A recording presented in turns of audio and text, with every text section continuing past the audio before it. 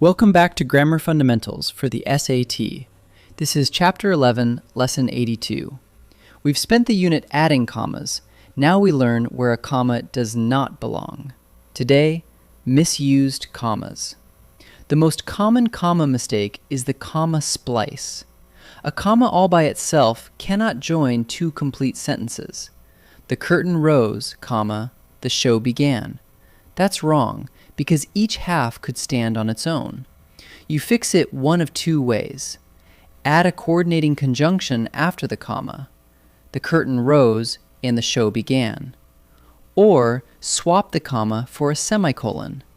The curtain rose, semicolon, the show began. Comma plus conjunction or a semicolon, never a comma alone. Here's a trap that looks just like a compound sentence, but isn't. When a conjunction joins only a compound predicate, that's two verbs sharing one subject, you do not put a comma before it. She never turns anyone away, but welcomes every patient. There's only one subject, she, doing two things, turning and welcoming, so drop the comma. She never turns anyone away, but welcomes every patient. The test is simple. If the words after the conjunction have no subject of their own, no comma. Two more places a comma must never go. First, never put a comma between a subject and its verb. Every sport you like, comma, is one I don't play. Wrong. The subject sport reaches straight to its verb is, so no comma. Every sport you like is one I don't play. Second, never put a comma between a verb and the words that complete it. The recipe contains, comma, beans and peppers. Wrong. Contains needs its objects right away. A comma there just trips the reader. Keep subject, verb, and object together. So before you let a comma stand, run 3 quick checks. 1. Is it joining two full sentences? Then it needs a conjunction with it, or use a semicolon. 2. Is it sitting before just two verbs with one subject? Then take it out. 3. Is it splitting a subject from its verb, or a verb from its object? Then take it out. A comma marks a real pause for the reader, not just any gap between words. When in doubt, leave it out. Let's practice. For each sentence, decide whether it's correct as written or whether it contains a misused comma. Pause and try each one before I answer. My favorite courses include, comma, geology, algebra, and art. That first comma sits right between the verb include and its objects, which is not allowed.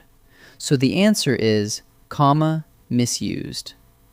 We don't watch television news, but read the newspapers. But joins a compound predicate here. Watch and read sharing one subject, so it correctly takes no comma. So the answer is correct. I hope the Andrewses can come, comma, I've invited the whole family.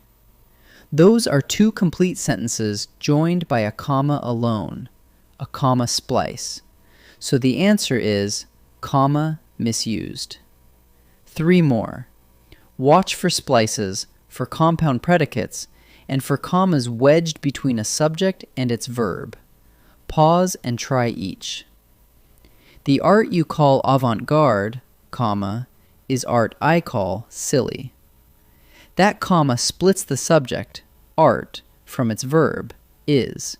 So the answer is, comma, misused. The king assembled his dukes, barons, and earls in a parliament. Those commas simply separate items in a series, which is exactly right. So the answer is correct.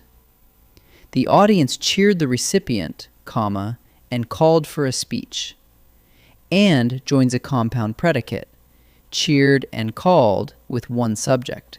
So no comma belongs before it. So the answer is, comma, misused. Let's wrap up. A comma alone can never join two complete sentences. That's a splice. So add a conjunction or use a semicolon. Don't put a comma before a conjunction that joins only a compound predicate, two verbs with one subject. And never wedge a comma between a subject and its verb, or between a verb and its object. When in doubt, leave it out. Great work! In Lesson 83, we'll put every comma rule together in a full review.